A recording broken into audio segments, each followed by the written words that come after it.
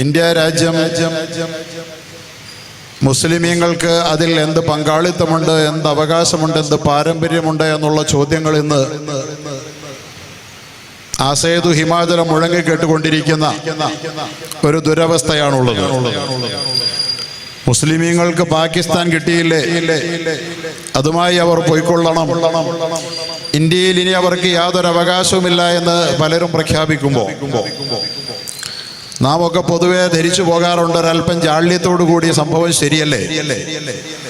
നമ്മുടെ രാജ്യത്ത് ജീവിച്ചുകൊണ്ടിരുന്ന മുസ്ലിം സമുദായത്തിന് സ്വാതന്ത്ര്യത്തോടുകൂടി മറ്റൊരു രാജ്യം ലഭിച്ച് അവരിന്നൊരു സ്വതന്ത്ര പരമാധികാര രാഷ്ട്രമായി അപ്പുറത്ത് പരിലസിക്കുമ്പോൾ മതത്തിന്റെ അടിസ്ഥാനത്തിൽ തന്നെ ഒരു വിഭാഗത്തിന് അങ്ങനെ ഒരു രാജ്യം കിട്ടിപ്പോയത് കൊണ്ട് പിന്നെ ഇന്ത്യയിൽ മുസ്ലിമീങ്ങൾക്ക് വല്ല അവകാശവുമുണ്ടോ, പൈതൃകവും പാരമ്പര്യവും അവകാശപ്പെടാൻ ഇന്ത്യൻ മുസ്ലിമീങ്ങൾക്ക് വല്ലതുമുണ്ടോ എന്ന് സ്വാഭാവികമായും ആരിലും സംശയം ജനിപ്പിക്കുന്ന തരത്തിലുള്ള പ്രചണ്ഡമായ പ്രചാരണങ്ങൾ നമ്മുടെ രാജ്യത്ത് അരങ്ങേറുകയാണ്.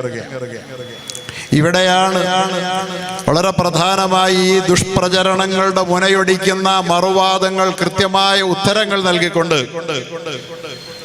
സമൂഹത്തെ നേർദിശയിൽ നയിക്കേണ്ടുന്ന, രാഷ്ട്രത്തെ നേർദിശയിൽ നയിക്കേണ്ടുന്ന സമുത്തമമായ പാരമ്പര്യമുള്ള പണ്ഡിതന്മാർ രംഗത്ത് സജീവമാകേണ്ടതിന്റെ വർത്തമാനകാല പ്രസക്തി ഇവിടെ തന്നെയാണ്.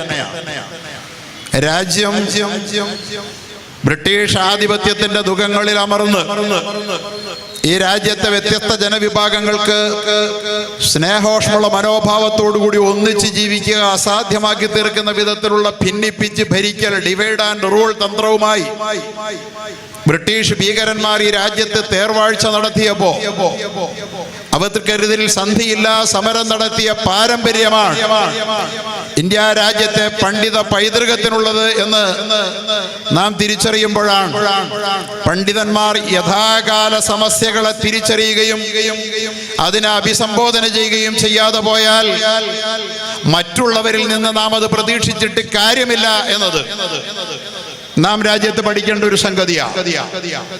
നമുക്കറിയാം, നമ്മുടെ രാജ്യത്ത് നിന്ന് ഫാസിസം അതിന്റെ എല്ലാ ഭീകരതകളോടും കൂടി ഇന്ദ്രപ്രസ്ഥത്തിൽ തിമർത്താടുമ്പോൾ അതിന്റെ ഭീഷണി തിരിച്ചറിഞ്ഞുകൊണ്ട് നമ്മുടെ രാജ്യത്തെ ദേശീയ രാഷ്ട്രീയ പ്രസ്ഥാനങ്ങളും പ്രാദേശിക രാഷ്ട്രീയ പ്രസ്ഥാനങ്ങളുമെല്ലാം ഈ ഭരണവർഗത്തിനെതിരിൽ ഒന്നിച്ച് കൈകോർക്കാൻ നിർബന്ധിതമായി തീർന്നിരിക്കുന്ന ഇന്നത്തെ സാഹചര്യത്തിന്റെ പിന്നിലുള്ളത് ഈ ഫാസിസത്തോടുള്ള അവർക്കുള്ള എതിർപ്പ് മാത്രമാണ് നിഷ്കളങ്കമായി എന്ന് വിചാരിക്കുക സാധ്യമല്ല.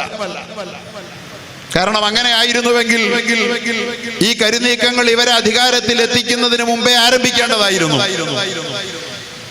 ഫാസിസം ഒരു സ്ഥാനാർത്ഥിയെ നിർത്തുമ്പോൾ മറുഭാഗത്ത് പല കക്ഷികൾ ചേരിതിരിഞ്ഞ് പഞ്ചകോണ മത്സരങ്ങൾക്ക് കളമൊരുക്കിക്കൊണ്ട് ഫാസിസ്റ്റ് ശക്തികൾക്കെതിരിലുള്ള മറുവോട്ടുകളെ 5ആയി ശിഥിലീകരിച്ചതിന്റെ ഫലമായിട്ടാണ് ഇന്ത്യ രാജ്യത്ത് ഫാസിസം ഇന്ന് എല്ലാവർക്കും ബോധ്യപ്പെടുന്ന തരത്തിലുള്ള ഭീകരതകളോടുകൂടി ഇന്ദ്രപ്രസ്ഥത്തിൽ അമർന്നിരിക്കാൻ കാരണമായത് എന്ന് മനസ്സിലാക്കാനുള്ള രാഷ്ട്രീയ അവബോധമൊന്നും ഇന്ത്യ രാജ്യത്തെ ദേശീയ രാഷ്ട്രീയ പ്രസ്ഥാനങ്ങൾക്ക് ഫാസിസം അധികാരത്തിൽ വന്ന് 4.5 കൊല്ലം തികയ്ക്കുന്നത് വരെ തിരിച്ചറിയാനുള്ള അവബോധമൊന്നും ഉണ്ടായിരുന്നില്ല എന്നാണ് അവർ പറയുന്നതെങ്കിൽ അവരെ ഒന്നും പിന്നെ ഒന്നിനും കൊള്ളൂല എന്നല്ലേ അതിന്റെ അർത്ഥം. അവർക്ക് ഇന്ന് തിരിച്ചറിഞ്ഞ സംഗതി ഒരു 4.5 കൊല്ലം മുമ്പ് തിരിച്ചറിയാൻ കഴിഞ്ഞിരുന്നെങ്കിൽ നാം ഒക്കെ പ്രതീക്ഷയോടുകൂടി കാണുന്ന ഇന്ത്യൻ നാഷണൽ കോൺഗ്രസ്, ഞാനിത് പറയുന്നത് കുറ്റപ്പെടുത്താനല്ല, ഈ നമ്മുടെ രാജ്യത്തെ ഭിന്നിപ്പിച്ച് ചേരിതിരിച്ച് ഈ രാജ്യത്തെ ജനങ്ങൾക്ക് ഒരുമയോടുകൂടി ജീവിക്കാൻ കഴിയുകയില്ല. ഇവിടത്തെ ഓരോ മതങ്ങളും ഓരോ ദേശമാണ്, ഓരോ രാഷ്ട്രമാണെന്ന് പ്രഖ്യാപിച്ചുകൊണ്ട് വിഷവിത്തുകൾ പാകിക്കൊണ്ട് വീണ്ടും രാജ്യത്തെ ഭിന്നിപ്പിക്കാൻ ഭരണവർഗം നേതൃത്വം നൽകുമ്പോൾ ഒരു ഭരണമാറ്റം അനിവാര്യമാണെന്ന് ഈ രാജ്യത്തെ എല്ലാവരും തിരിച്ചറിയുമ്പോൾ അതിന് നേതൃത്വം നൽകാൻ ഇന്ത്യൻ നാഷണൽ കോൺഗ്രസിന്റെ യുവത്വത്തിന്റെ പ്രതീകമായ ശ്രീ രാഹുൽ ഗാന്ധി കടന്നു വരുന്നതിനെ സർവ്വ പ്രതീക്ഷകളോടും കൂടി നാം ഏവരും നോക്കിക്കാണുമ്പോൾ തന്നെ ഞാൻ ചോദിച്ചു പോവുകയാണ്, നാം നിരാകരിക്കുകയല്ല, അങ്ങനെ ഒരു ബദൽ നേതൃത്വത്തിന്റെ പ്രാധാന്യത്തെ തള്ളിപ്പറയുകയല്ല. അത് കാണുമ്പോൾ തന്നെ എന്തേ ഒരു 4.5 കൊല്ലം മുമ്പ് നമുക്കിത് കഴിയാതെ പോയി എന്ന് പ്രിയപ്പെട്ട കോൺഗ്രസ് നേതാക്കളോടും അതിന്റെ പ്രവർത്തകരോടും ചോദിക്കാൻ ഈ സന്ദർഭത്തിൽ ഞാൻ ആഗ്രഹിക്കുക. അതുപോലെ തന്നെ ഇന്ത്യ രാജ്യത്തെ വലിയൊരു മതേതര രാഷ്ട്രീയ പ്രസ്ഥാനമായ ഇന്ത്യൻ കമ്മ്യൂണിസ്റ്റ് പാർട്ടിയെ അവരോടുള്ള എല്ലാ ബഹുമാനവും നിലനിർത്തിക്കൊണ്ട് തന്നെ പറയട്ടെ, ഇന്നും ഫാസിസത്തിനെതിരെയുള്ള വോട്ട് സമാഹരണത്തിന്റെ കാര്യത്തിൽ, ഭിന്നിക്കുന്ന കാര്യത്തിൽ മത്സരിക്കുകയാണോ എന്ന് ചോദിക്കേണ്ടി വരികയാണ്. സഹോദരങ്ങളെ, ഇങ്ങനെ ശിഥിലമായി നിന്നപ്പോൾ പോലും ഇന്ത്യ രാജ്യത്ത് കഴിഞ്ഞ വർഷം വോട്ട് ചെയ്തത് 100 പേർ വോട്ട് ചെയ്തപ്പോൾ ഇന്ത്യ രാജ്യത്ത് 135 കോടി ജനങ്ങൾ വോട്ട് ചെയ്തിട്ടില്ല. 70% വോട്ട് ചെയ്തെന്ന് പറഞ്ഞാൽ 55 കോടി വോട്ട് ചെയ്തില്ലെന്നാണ് അതിന്റെ അർത്ഥം. 55 കോടി ജനം വോട്ട് ചെയ്തില്ല. ചെയ്ത ബാക്കിയുള്ള 70 കോടി ജനങ്ങളിൽ തന്നെ, ബാക്കിയുള്ള 70 കോടി ജനങ്ങളിൽ തന്നെ അതിൽ തന്നെ 69 പേർ ഇന്ന് ഇന്ത്യ ഭരിക്കുന്നവർ ഭരിക്കണ്ട എന്ന് വോട്ട് ചെയ്തവരാണ്. എന്നിട്ടും എന്തുകൊണ്ട് 31% മാത്രം വോട്ട് നേടിയവർ ഇന്ത്യ ഭരിച്ചു എന്ന ചോദ്യത്തിന്റെ ഉത്തരം നൽകാൻ ഈ രാജ്യത്തെ പ്രബുദ്ധമെന്ന് അവകാശപ്പെടുന്ന രാഷ്ട്രീയ പ്രസ്ഥാനങ്ങൾക്ക് ബാധ്യതയുണ്ടെന്ന് പറയാൻ ഞാൻ ആഗ്രഹിക്കുകയാണ്. ഇവിടെ പലപ്പോഴും തെറ്റിദ്ധരിപ്പിക്കാറുണ്ട്. പണ്ഡിതന്മാർ ദേശീയ രാഷ്ട്രീയവും സാമൂഹിക സാഹചര്യങ്ങളും പണ്ഡിതന്മാർ കൈകാര്യം ചെയ്യാൻ ഇറങ്ങിത്തിരിച്ചാൽ അത് രാജ്യത്ത് വിള്ളലുണ്ടാക്കും, അപകടമുണ്ടാക്കും. മതപണ്ഡിതന്മാർ രാഷ്ട്രീയത്തിൽ ഇടപെടണ്ട എന്ന് പറയുന്നവർ പലരുമുണ്ട്. വിനീതമായി അവരോട് ചോദിക്കുന്നു, ഈ പച്ച പരമാർത്ഥം ഇന്ത്യ രാജ്യത്ത് പണ്ടേ പറഞ്ഞത് പണ്ഡിതന്മാർ തന്നെയായിരുന്നു. പക്ഷെ അവരുടെ വാക്ക് നിങ്ങൾ കേൾക്കാതെ പോയതല്ലേ? ബഹുമാന്യനായ PDPയുടെ പ്രതിനിധി ഇവിടെ പറഞ്ഞു, പലരും പറഞ്ഞു. അബ്ദുൽ നാസർ മഅദനിയെ കുറിച്ച്, അദ്ദേഹത്തിന്റെ മുഴുവൻ ശൈലികളെ കുറിച്ചും എല്ലാവർക്കും യോജിപ്പോ എന്നതല്ല പ്രശ്നം. അദ്ദേഹം പറഞ്ഞത് ഫാസിസം നമ്മളെ തലയ്ക്ക് മുകളിൽ തേർവാഴ്ച നടത്തുന്ന നാളുകൾ വിദൂരമല്ലെന്ന് പറഞ്ഞപ്പോൾ അവിടെയും ഇവിടെയും അരങ്ങേറിയ ചില പള്ളി ധ്വംസനങ്ങൾ, ബാബരി മസ്ജിദ് അടക്കമുള്ള പള്ളി ധ്വംസനങ്ങൾ രാജ്യത്തെ ഒറ്റപ്പെട്ട സംഭവ വികാസം മാത്രമാണ്. രാജ്യത്തെ മഹാഭൂരിപക്ഷം വരുന്ന ജനങ്ങൾ ഫാസിസത്തിനെതിരായത് കൊണ്ട് തന്നെ ഈ മഅദനി പറയുന്നത് മുഖവിലിക്കെടുക്കേണ്ടതില്ല എന്ന് പറഞ്ഞ് രാഷ്ട്രീയ കക്ഷികളെല്ലാം നിരാകരിച്ചെങ്കിൽ അന്നേ അതിനൊരു ഗൗരവം കൽപ്പിക്കേണ്ടതുണ്ടായിരുന്നു എന്ന് ഇന്നെല്ലാവർക്കും തോന്നുന്നുവെങ്കിൽ, ഞാൻ മഅദനിക്ക് വേണ്ടി വക്കാലത്ത് പറയുകയല്ല, പക്ഷേ ആ സത്യം സമ്മതിക്കാതെ പോകുന്നത് ആരെയോ ഭയന്നിട്ടോ സത്യം മറച്ചു വെക്കാനുള്ള പ്രവണതയുടെയോ ഭാഗമായി പോകുമെന്ന് ഭയന്നിട്ട് ഞാൻ പറയുകയാണ്. അത് ചെയ്തുകൂടല്ലോ. നേരത്തെ ഒരു ഹോംവർക്ക് നടന്നിരുന്നെങ്കിൽ, കേവലം ഞാൻ പറഞ്ഞല്ലോ 50 കോടി വോട്ട് ചെയ്യാതെ മാറി നിന്നിടത്ത് ബാക്കി വോട്ട് ചെയ്ത 100 പേരിൽ 31 പേര് മാത്രം വോട്ട് ചെയ്തവർ ഇന്ത്യ ഭരിക്കേണ്ട ദുരന്തമുണ്ടാകുമായിരുന്നില്ലെന്ന അപയാഥാർത്ഥ്യം ഇന്ന് നമ്മുടെ ഭരണ നേതൃത്വം തിരിച്ചറിഞ്ഞിട്ടുണ്ട്. ആ യാഥാർത്ഥ്യം മുമ്പേ പറഞ്ഞവരായിരുന്നു പണ്ഡിതന്മാർ. ഇന്നും ഒരിക്കൽ കൂടി ആദരണീയരായ മതേതര പ്രസ്ഥാനത്തിന്റെ നേതാക്കന്മാരെ സർവ്വ ബഹുമാനങ്ങളോടും കൂടി ഒരിക്കൽ കൂടി അത് ഓർമ്മിപ്പിക്കാൻ വേണ്ടിയാണ് പണ്ഡിതന്മാർ രംഗത്ത് വന്നിരിക്കുന്നതെന്ന് മാത്രം വിനീതമായി പറഞ്ഞുകൊള്ളട്ടെ. അല്ലാതെ ആരോടും ഒരു സംഘർഷത്തിനും ഏറ്റുമുട്ടലിന് വേണ്ടിയല്ല. ഇവിടെ ഇന്ത്യൻ മുസ്ലിമീങ്ങളുടെ പാരമ്പര്യം എന്തായിരുന്നു അതൊക്കെ പറഞ്ഞു ബോധ്യപ്പെടുത്തേണ്ട സംഗതികളാണ്. കാരണം ഇവിടെ ഉയരുന്ന ചോദ്യം, പാകിസ്ഥാൻ ഉള്ളപ്പോ പിന്നെ ഇന്ത്യയിൽ എന്താ നിങ്ങളുടെ അവകാശം എന്നാ. പക്ഷെ പാകിസ്ഥാൻ ആർക്കായിരുന്നു വേണ്ടിയിരുന്നത് എന്ന് ഇന്നും ചിന്തിക്കേണ്ടതുണ്ട്. പാകിസ്ഥാൻ ഇന്ത്യ രാജ്യത്തിന് വേണമെന്ന് ഇന്ത്യ രാജ്യത്തിന്റെ മതപണ്ഡിതന്മാർ പറഞ്ഞിരുന്നു എന്നാണ് ചോദ്യം. ഇന്ത്യ രാജ്യത്തിന്റെ ദേശീയ പ്രസ്ഥാനത്തിന്റെ അതിന്റെ സ്ട്രഗ്ലിംഗിൽ, അതിന്റെ ഏറ്റവും തീക്ഷ്ണമായ നാളുകളിലൂടെ കടന്നുപോയപ്പോ ഇന്ത്യ രാജ്യത്തിന് നേതൃത്വം നൽകിയ മഹാന്മാരായ പണ്ഡിതന്മാർ, ഇന്ത്യ രാജ്യത്തിന്റെ രാഷ്ട്രപിതാവായ മഹാത്മാഗാന്ധിയുടെ ഇടം വലം കൈകൾ എന്ന് വിശേഷിപ്പിക്കപ്പെട്ട മൗലാന മുഹമ്മദ് അലിയും മൗലാന ഷൗക്കത്ത് അലിയും വിഭജനത്തിന്റെ ഒപ്പമായിരുന്നു നിലയുറപ്പിച്ചത്. പണ്ഡിതന്മാരെ കുറിച്ച് നിങ്ങൾ തന്നെ പറ. ആയിരുന്നോ? അവർ പാകിസ്ഥാൻവാദികളായിരുന്നോ? മൗലാന മുഹമ്മദ് അലി ആരാണ്?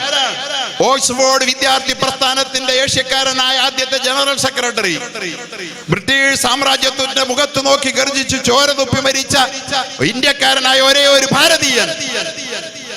അദ്ദേഹത്തിന്റെ നയാഗ്രയെ വെല്ലുന്ന ഇംഗ്ലീഷ് പ്രഭാഷണം കേട്ടുകൊണ്ട്, ബ്രിട്ടീഷ് രാജാവിനെ ചീത്ത വിളിക്കുന്ന കുറ്റപ്പെടുത്തുന്ന പ്രഭാഷണം കേട്ടുകൊണ്ട് അദ്ദേഹത്തിന്റെ പ്രഭാഷണം ഇനിയും തുടരാൻ കേട്ട് ആസ്വദിക്കണമെന്ന് ബ്രിട്ടീഷുകാരൻ പോലും കൊതിച്ചു പോയ പ്രഭാഷണ ചാതുരിയുടെ ഉടമ ബ്രിട്ടീഷ് എട്ടമേശ സമ്മേളനത്തിൽ പ്രസംഗിക്കാൻ പോയിട്ട് ബ്രിട്ടീഷ് രാജാവിന്റെ മുഖത്ത് നോക്കി പ്രസംഗിച്ച് സിംഹഗർജനം നടത്തി ചോര തുപ്പി മരിച്ചിട്ട് അതിനുശേഷം ചോര തുപ്പിയ ആ മനുഷ്യൻ 6 ആഴ്ചകൾക്ക് ശേഷം മരണപ്പെട്ടതിന് ശേഷം മുസ്ലിം ലോകത്തിന്റെ ഒന്നാമത്തെ ഖിബലയായ പരിശുദ്ധമായ ബൈത്തുൽ മഖ്ദിസിന്റെ അകത്തളത്തിൽ ഇന്ന് അന്ത്യവിശ്രമം കൊള്ളുന്നെങ്കിൽ ഈ വിനീതന് ആ മഹാനുഭാവന്റെ തിരുമുറ്റത്ത് പോയി ആ മക്ബറയ്ക്ക് മുമ്പിൽ പോയി സിയാറത്ത് ചെയ്യാൻ ഭാഗ്യം കിട്ടിയ ആ മൗലാന മുഹമ്മദ് അലി എന്ന മതപണ്ഡിതൻ, അവർക്കുള്ളതാണല്ലോ മൗലാന എന്ന വിശേഷണം, അവരാരോടൊപ്പമാണ് നിലയുറപ്പിച്ചത്? പണ്ഡിതന്മാർ ചെയ്ത പണി എന്തായിരുന്നു? പണ്ഡിതന്മാർ രാഷ്ട്രദ്രോഹമായിരുന്നു ചെയ്തത്. അപ്പുറത്ത് മൗലാന മുഹമ്മദ് അലി ജിന്നയെ കുറിച്ച് ഒരു പക്ഷെ പറഞ്ഞേക്കും. മുഹമ്മദ് അലി ജിന്നയെ കുറിച്ച് ഞാൻ കുറ്റപ്പെടുത്താൻ ഈ അവസരം ഉപയോഗിക്കുകയല്ല. മുഹമ്മദ് അലി ജിന്ന ഒരു പണ്ഡിതനായിരുന്നില്ലെന്ന് മാത്രമല്ല, മുഹമ്മദ് അലി ജിന്ന നല്ലൊരു മുസ്ലിം ആയിരുന്നു എന്നുള്ളതാണ് പഠിക്കപ്പെടേണ്ടത്. ഗാന്ധിജിയുടെയും നെഹ്റുവിന്റെയും അതുപോലെ തന്നെ ജിന്നയുടെയും ചരിത്രം എഴുതിയ ഒരു ചരിത്രകാരൻ വിശേഷിപ്പിച്ചത് നെഹ്റു എത്രമാത്രം ഹിന്ദു ആയിരുന്നോ അത്ര പോലും മുസ്ലിം ആയിരുന്നില്ല മുഹമ്മദ് അലി ജിന്ന എന്നാണ്. നെഹ്റു എത്രമാത്രം മുസ്ലിം ആയിരുന്നോ ഹിന്ദു ആയിരുന്നോ അത്ര പോലും മുസ്ലിം ആയിരുന്നില്ല. പാർസിക്കാരിയെ കല്യാണം കഴിച്ച് മദ്യം നിരന്തരം സേവിച്ച് പന്നിമാംസം പോലും കഴിക്കാൻ മടിയുണ്ടായി ഇല്ലാതിരുന്ന മുഹമ്മദ് അലി ജിന്നയുടെ താല്പര്യത്തിന് വേണ്ടിയിട്ട് പാകിസ്ഥാനായി ഒരു രാജ്യത്തെ വെട്ടിമുറിച്ച് വീതം വെച്ച് കയ്യിൽ കൊടുത്തിട്ട് നിങ്ങൾക്ക് ഇനി രാജ്യത്ത് സംസാരിക്കാൻ അവകാശമില്ലെന്ന് പറയുന്നവരോട് ആർക്ക് വേണ്ടിയാണ്? ബ്രിട്ടീഷുകാരന്റെ മൗണ്ട് ബാറ്റൺ പ്രഭുവിന്റെ കാർമ്മികത്വത്തിലല്ലേ ഒരു രാജ്യം സ്വതന്ത്രമാക്കി തരിക എന്നാവശ്യപ്പെട്ടപ്പോൾ രാജ്യം സ്വതന്ത്രമായ അതേ അർദ്ധരാത്രിയിൽ തന്നെ ഒരു രാജ്യം ചോദിച്ചവർക്ക് 2 രാജ്യം കൊടുത്തവർ ആരുടെ താല്പര്യമാണ് സംരക്ഷിച്ചത്? ഒരു രാജ്യം സ്വതന്ത്രമാക്കി തരിക. I want to go with the substance of freedom in my hand. British സാമ്രാജ്യത്വത്തിന്റെ മുഖത്ത് നോക്കി മൗലാന മുഹമ്മദ് അലി പറഞ്ഞത് എങ്ങനെയായിരുന്നു? എന്താ പറഞ്ഞത്? I want to go with the substance of freedom in my hand. എന്റെ കയ്യിൽ ഭാരതത്തിന്റെ സ്വാതന്ത്ര്യം എന്ന വസ്തുവും കയ്യിലേന്തി തിരിച്ചു പോകാനാണ് ഞാൻ ഇവിടെ വന്നത്. അത് തരാൻ നിങ്ങൾക്ക് മനസ്സില്ലെങ്കിൽ സ്വാതന്ത്ര്യമുള്ള എനിക്ക് എന്റെ അടിമത്വത്തിന്റെ രാജ്യത്തേക്ക് മടങ്ങിപ്പോകാൻ താല്പര്യമില്ല. സ്വാതന്ത്ര്യമുള്ള ഇംഗ്ലണ്ടിന്റെ മണ്ണിൽ 6 അടി മണ്ണ് മതി എന്ന് സിംഹഗർജന നടത്തിയ മൗലാന മുഹമ്മദ് അലി എന്ന പണ്ഡിത പ്രതിഭ രാജ്യത്തിന് വേണ്ടിയാണ് നിലയുറപ്പിച്ചത്. പണ്ഡിതന്മാരുടെ പാരമ്പര്യം അതാണ്. ആ പാരമ്പര്യത്തെ കുറിച്ച് ഞാൻ എല്ലാ പാരമ്പര്യം പറയാൻ എനിക്ക് നേരമില്ലെന്ന് മാത്രമല്ല, നേരം ഉണ്ടെങ്കിലും ഞാൻ പറയില്ല. കാരണം നാം കേൾക്കാൻ കൊതിക്കുന്ന മുസ്ലിം യുവതയുടെ ആവേശത്തിന്റെ തീ ജ്വാലയായ തേജപുഞ്ചം എന്റെ പിന്നിലിരിക്കുന്നു. ഈ മഹത്തായ സദസ്സ് സംഘടിപ്പിക്കുന്നതിന്റെ പിന്നിൽ കേവലം ഒരു സംഘാടകനായി നിലയുറപ്പിച്ചുകൊണ്ട്, ഒരു അനൗൺസറായി നിലയുറപ്പിച്ചുകൊണ്ട് പാണ്ഡിത്യം വിനയത്തിന്റെ പ്രതീകവൽക്കരണമാണെന്ന് കാട്ടിത്തന്ന പ്രിയപ്പെട്ട അഫ്സൽ ഖാസിമിയുടെ പ്രഭാഷണത്തിന്റെ സമയം നഷ്ടപ്പെടുത്താൻ എനിക്ക് ആഗ്രഹമില്ലാത്തതുകൊണ്ടാണ്. ഒരു രാജ്യം ചോദിച്ചപ്പോൾ 2 രാജ്യം മൗണ്ട് ബാറ്റന്റെ കാർമ്മികത്വത്തിൽ 2ആയി വെട്ടിമുറിച്ചു കൊടുത്തപ്പോൾ ആരുടെ താല്പര്യമായിരുന്നു സംരക്ഷിച്ചത്? സാക്ഷാൽ മൗണ്ട് ബാറ്റന്റെ ബ്രിട്ടീഷുകാരന്റെ. അതേ ബ്രിട്ടീഷുകാരന്റെയും അമേരിക്കക്കാരന്റെയും വൈദേശിക ആധിപത്യക്കാരന്റെയും താല്പര്യം സംരക്ഷിക്കാൻ വേണ്ടിയല്ലേ രാജ്യത്തിന്റെ പ്രധാനമന്ത്രിയായി തെരഞ്ഞെടുക്കപ്പെട്ടിട്ട് പാർലമെന്റിന്റെ അഭിസംബോധന ചെയ്യാൻ പോലും മനസ്സില്ലാതെ, ജനാധിപത്യ രാജ്യമായ ഇന്ത്യയുടെ പാർലമെന്റിന്റെ അഭിസംബോധന ചെയ്യാൻ എനിക്ക് മനസ്സില്ല, എനിക്ക് വിദേശ രാജ്യങ്ങളിൽ പറന്നു നടക്കാനാണ് ഇഷ്ടമെന്ന് പറയുന്ന ഒരു പ്രധാനമന്ത്രിക്ക് അടിമത്വം ആരോടാണ്? ഇന്ത്യയോടാണോ? ഇന്ത്യൻ ജനാധിപത്യത്തോടാണോ? വൈദേശികതയോടാണോ?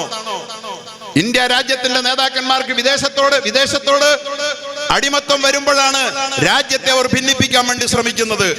അമേരിക്ക കൽപ്പിച്ചു, ഞാൻ അനുസരിച്ചു എന്നതാണ് യഥാർത്ഥത്തിൽ നമ്മുടെ ഭരണാധികാരികളുടെ ഇന്നത്തെ നിലപാട്. ഇത് തിരുത്താൻ നമ്മുടെ ദേശീയ ബോധമുള്ള ജനാധിപത്യ കക്ഷികൾ സന്നദ്ധമാക്കണമെന്ന് മാത്രമേ ഈ സന്ദർഭത്തിൽ പറയാൻ ഞാൻ ആഗ്രഹിക്കുന്നുള്ളൂ.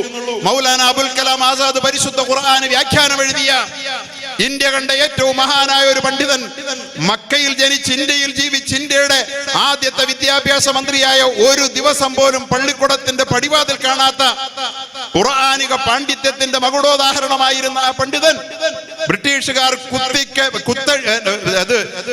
വളരെ മോശമാക്കിയ കുത്തഴിഞ്ഞ പുസ്തകം പോലെ അവശേഷിപ്പിച്ചിട്ട് പോയ ഇന്ത്യയുടെ വിദ്യാഭ്യാസ രംഗത്തിന് നേതൃത്വം നൽകാൻ ഇന്ത്യ നെഹ്റുവിന്റെ ഇന്ത്യ, ഗാന്ധിജിയുടെ ഇന്ത്യ കണ്ടെത്തിയ മൗലാന മുഹമ്മദ് അലി എന്ന് പറയുന്ന ഖുർആനിക പണ്ഡിതനായിരുന്നു.